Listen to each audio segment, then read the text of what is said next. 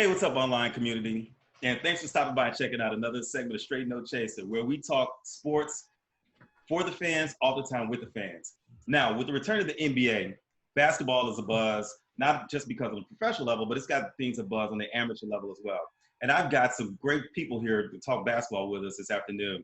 Now, you know that I'm based here in Chicago in the Midwest, but basketball just isn't played in the Midwest. It's not just played on the East Coast in New York and New Jersey, but also all over the country. And this group of guys, they are here from the state of Florida to talk basketball, what they've done with basketball, what they're planning to do, and how basketball has impacted them and made a way for them. So before we get into our show and I introduce our guests, as we do as customary here, Straight No Chaser, let's raise our glasses, a shot or drink of your favorite libation, and let's get ready to jump into it. Straight No Chaser. Salud. Salud, gentlemen.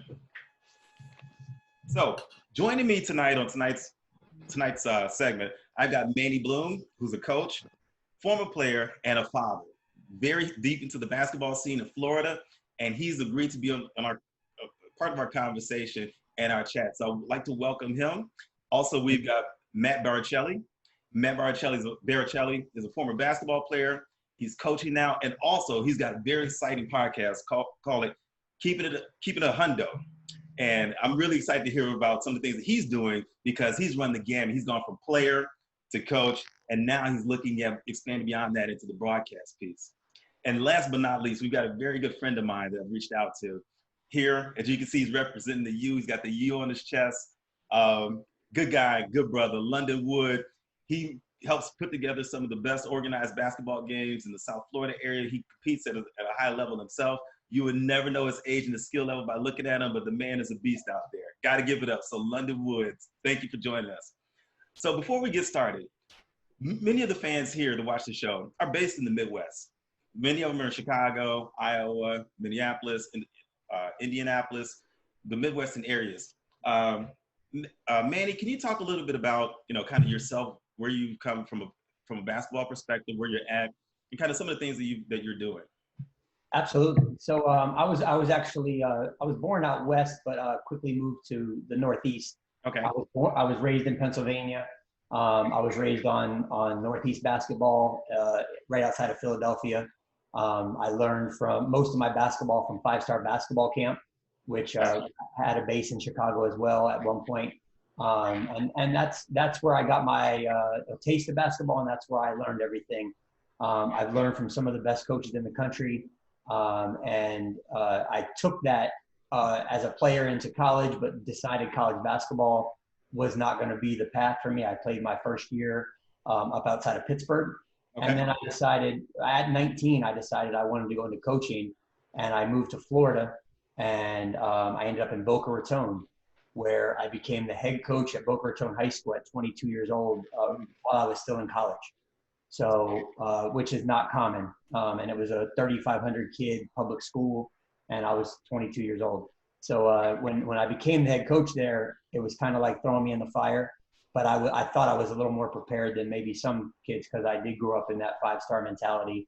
And I started sitting down with 70, 75-year-old retired coaches at that age of 19 and 20 for hours on end, and just learning the game, and really just grew to love it. And I've been coaching ever since. I've been a varsity coach for 20 years. As you said, I'm a father. So I did step down from my head coaching position this past spring to just solely to spend more time with my 2 kids.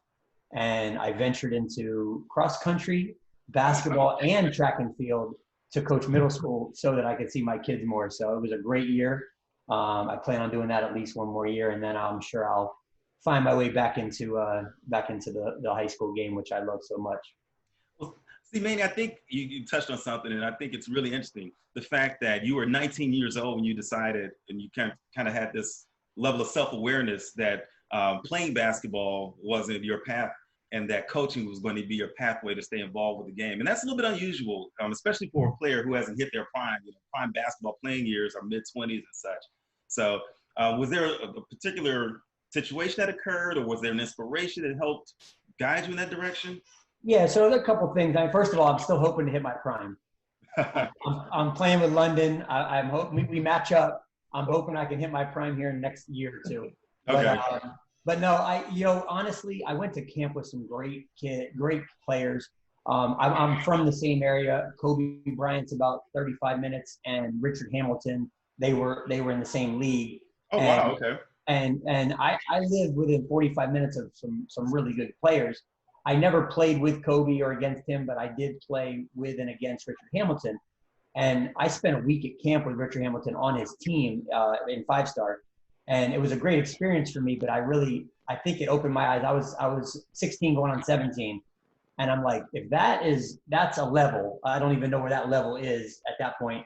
But if that's a level, I know how far I am from that level, whether it be physically, skill wise, abilities. And luckily I was on his team and he got me recruited because I got to stand there and be wide open while everybody tried to guard him. But that kind of opened my eyes. And when I got to college, I've always been a very realistic person. That's the way I was raised. And sometimes that might hurt an individual to be so realistic. But I really just looked at college as a waste of time, me playing. I was like, am I really doing this? What am I doing this for? When I can go start my career. And I went and worked in the restaurant business and made cash to get through college, but the whole time training to be a basketball coach. And as soon as it opened, I jumped on it, and the rest of the story just kind of made itself. But and that was kind of what opened my eyes. I was just always very realistic and I'm trying to do that with my players too, because to think you're going to the NBA, you don't want to kill hopes and dreams, but most people are not going to the NBA. That's the reality of the whole thing. So I think that's what opened my eyes and got me on that path. And that's something we're going to come back to as far as, what has been your message or how have you been connected with players and helping them realize, finding that balance between their goals and their dreams, but also the realistic expectations based on where they're at and how to manage that. So it's interesting that you brought that up. So Matt, tell me a little bit about your basketball path. I grew up outside of Boston, and I was a basketball junkie from early on in my life. And I was like the best player in my town, like a big fish in a small pond. And then I started playing AAU in 6th grade. And that's when you start, venturing outside of your neighborhood, and you start seeing, like Manny said, the separation of like, oh, I thought I was really good. Mm-hmm. And there's so many people out there that are just at another level. I stuck with it for years and played through high school, and I was getting recruited a little bit, but I was getting recruited more for football, and had some great offers for football, had some chances to go to the Ivy League, and I chose to go to a school where I could play both basketball and football. Okay. I went to Union College in upstate New York, a Division III school. And, like Manny said, you kind of realize that this isn't going to be my life. And I was one of those guys, I was getting in trouble. And I was focused on things off the basketball court, and I got thrown out of school. And I ended up transferring to the University of Miami. And that kind of saved my life, to be honest. I was in a bad place.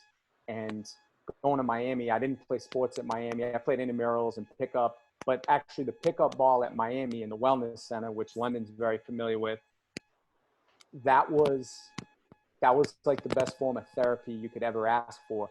Every connection I ever made, every job I've ever had, every good person relationship I've ever made in Miami was on the court at the Wellness Center, including London. Manny was met through London. Everybody I've ever met. I got a job working in real estate. It was from a guy that owned a real estate company that was playing pickup ball with us at the Wellness Center at University of Miami. Basketball has opened so many doors for me, and it wasn't even because I was a star in, some big college or anything like that. Okay. I could just say, growing up in Boston, I was grew up in the Celtics and the Lakers and the Big East. I love basketball, and the pickup game that London has pretty much set up for us over the past decade or so has been, again, therapy. The guys that we have, from NBA guys to the guys like us who don't have, resumes that match up to Jamal Mashburn or Tim Hardaway or Ray Allen, but we play with them and we play against them and we hold our own. So London, we owe for that because he organizes it every week. It's a special invite only. If you're on the list, you get invited, and if not, then and I have friends that say, "Oh, you think you're better than us? You play in that special game." You know what I mean? But we're blessed to have that. I miss it. That's one of the things that's been bothering me during the quarantine. Well, it's interesting that you say that, Matt, because I travel to the Fort Lauderdale, Miami area probably, well, before this, probably every 3 or 4 months, and I'm in contact with London. And usually I'm there for maybe 3 or 4 days, and London's always trying to get me to come out to the runs. And I'm trying to balance my time. It's like, okay, I know if I go to Fort Lauderdale, Miami, I'm probably going to be out enjoying what the state has to offer, what the city has to offer, and I'm probably going to look like garbage if I show up to the runs. And you don't want to be that one guy from Chicago who somebody vouches for you. Like you said, they put you on the list and like, oh man, that dude was trash. Who brought him out here? Is that how they do it in Chicago? Is that the best they have to offer? So I'm glad to hear you guys talk about it because I was a little skeptical, but now that I'm here and he's told me that Ray Allen has come and joined you guys, Jamal Mashburn, Burning. You guys have a good list. And to your point, if you're a ball player, you want to play with a certain level of competition, guys you're familiar with, and just keep the integrity of the open runs and things like that together. So I definitely understand the commitment to the group and to the people that London likes to bring in. Absolutely. So I'm going to go here on Straight No Chaser. But London, I will be at one of your open runs the next time I am in Fort Lauderdale, Miami. There we go. We've got it documented. All right. It's documented now. It's documented. So London, tell our audience a little bit about your basketball path and what is it that you do and what you've been doing. Well, basketball has been a sport that I've enjoyed all my life. I'm closing in on 60 years old. I have 2 sons. One is 33 now. And we've been playing the game together since, I started teaching him when he was about 3. When he got old enough, about 11, 12 years old, we started playing together. I started having him compete or play in the gym that I was at that time, which was a long time ago. But it was a gym, and all you guys that play pickup basketball understand that every gym you go to has its own code. It has its own rules. The rules are never the same from one place to the other. What I've had the luxury of being able to do is be in one spot long enough to get into a position where I can help lead that spot. And, I'm the one that usually ends up, kind of managing it and making sure players are playing by the rules that whatever the rules are that we have set. So I used to bring Little London there to that particular gym, and we played for years. We used to play in these things called Gus Mackers, which was outdoor 3-on-3 tournaments. And I know they have them up north. I don't think they'll have them down here in Florida.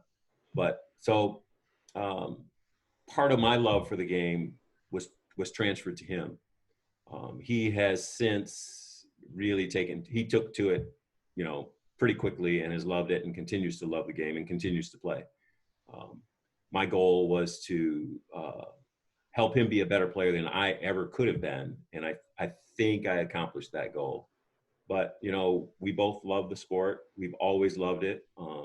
I plan on playing as long as I can, as long as my body will allow me to run up and down the court. I don't see myself stopping because I enjoy it too much. But that's kind of my story. I came from, I played a little small high school, didn't play college ball, didn't go to college out of high school, went to work and came from a family that my dad didn't graduate high school. My mom only graduated high school. College was not something that was talked about in my family. It was, get a job, pay your bills, that kind of thing. So my path to doing what I do now is a bit circuitous, but I'm happy where I'm at now in life.